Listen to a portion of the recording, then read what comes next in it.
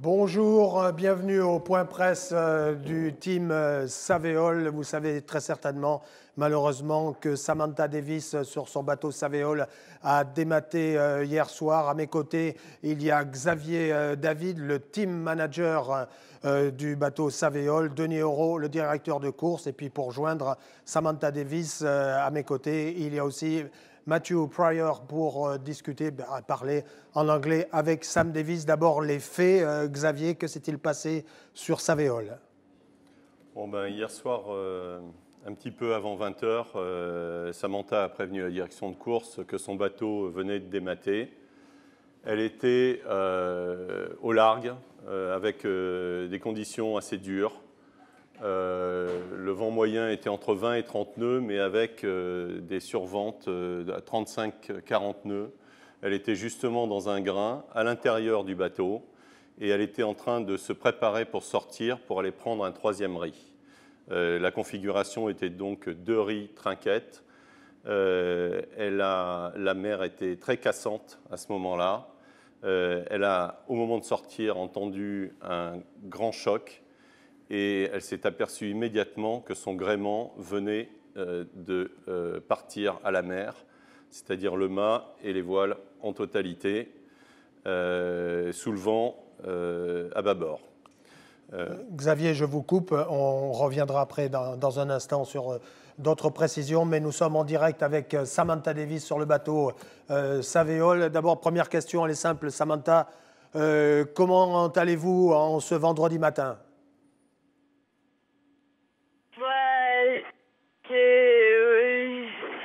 Je peux aller bien, mais je suis dégoûtée parce que mon Vendée Globe est déjà fini. Mais je ne suis pas blessée, donc ça va.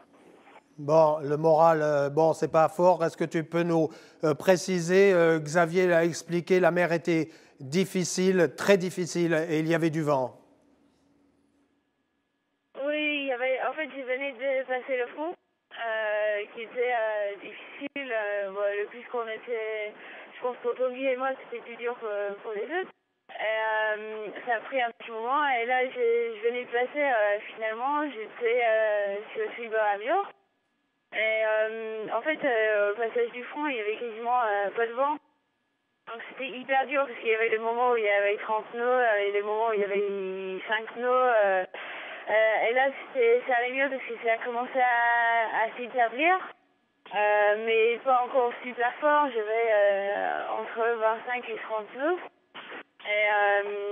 Et j'étais sous ORC, ou Trinquette, le plus petit voie d'avant que j'ai.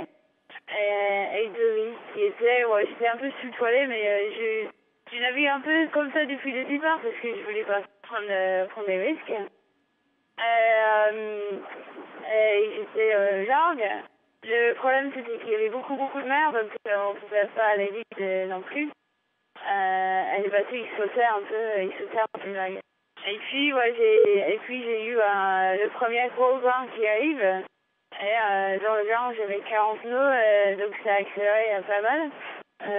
Pour le pied, j'ai abattu pour pas taper dans les vagues, pour le plus fort du grain. Et après, j'ai mis le fer. Et ça a commencé à mollir. Et à ce moment-là, j'étais juste en train de me préparer mon serré pour aller prendre le troisième riz parce que c'était tombé de la nuit et je voulais, comme on voit moins bien les grains, j'ai ça moins vigilante, donc j'étais prêt à partir et là le bateau il sautait de vagues et j'ai entendu le choc. Et tout de suite le bateau il vient debout, je sais tout de suite qu'est-ce que c'est et après c'est un peu la catastrophe.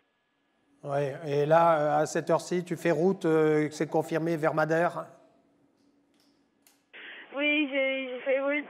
C'était un peu compliqué la nuit parce qu'il y avait beaucoup de mer et le mât il tapait sur le bateau, la brume il tapait sur le pont. J'ai un winch sur le mât qui était en train de faire les trous dans le pont. Donc je voulais attendre le jour pour être plus en sécurité, pour dégager le mât, mais finalement je pouvais pas attendre et donc j'ai tout coupé pour laisser le mât plus vite. Et là, ouais, c'est le bonne partie des mauvaises choses qui arrivent. C'est ouais, je suis arrivée dans les endroits beaucoup plus hostiles et beaucoup plus difficiles à gérer. Et là, je suis à 100 000 de Madère. En plus, je suis au vent. Donc, même si j'avais pas de moteur, j'aurais pu arriver facilement. Donc là, j'ai du gasoil, j'ai le moteur et je fais route vers Madère. Hello, Sam. Hi there. I think everyone wants to know first back home, are you safe? Are you hurt? No, I'm fine. I was inside the boat when it happened, and the boat's a bit injured, but I'm fine. And can you? That's very good news. Can you describe the moment when the mast came down and you heard it? What was the situation? It was quite difficult conditions because I'd just gone through the cold front, and so I had quite a really cross sea, and to start with, not much wind, and the wind was just starting to establish itself around 25 to 30 knots, and I had the right sails up for those conditions, and it had been pretty tricky, and then as I was expecting, we had some big rain squalls coming, and the first one of the rain squalls came through, and I had up to 40 knots. And so I bore away, easing the sheets from inside the boat, easing the sheets and bearing away to calm it down. And so mentally preparing myself to, as soon as that squall's finished, to go out and take the third reef for the night, because it was at nightfall when this was going on. And that's the way I've been sailing for the whole race, is quite conservatively, and taking a reef as soon as, or especially at night when you can't see the squalls coming. And so I was kind of getting ready to get my bow weather gear on, and that's when the squall is just finishing and the wind was dropping, and the boat jumped off a couple of waves, and that's where I had the impact, and then, well, you know what's happened, because the boat comes up right, and suddenly there's no more wind in the rigging, and everything's kind of flopping around. And then you got into your survival suit and waited, Sam. How long did you have to wait, and how long did it take to cut away the mast? That must have been quite an emotional moment.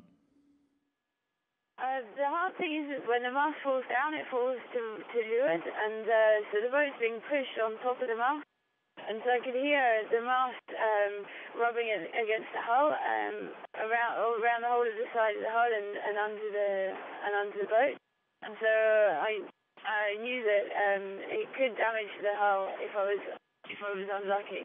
And so the first thing was I just closed all the watertight bulkheads in case anywhere did get here, and put my survival suit on, so that it's the best way to go out and check everything on deck.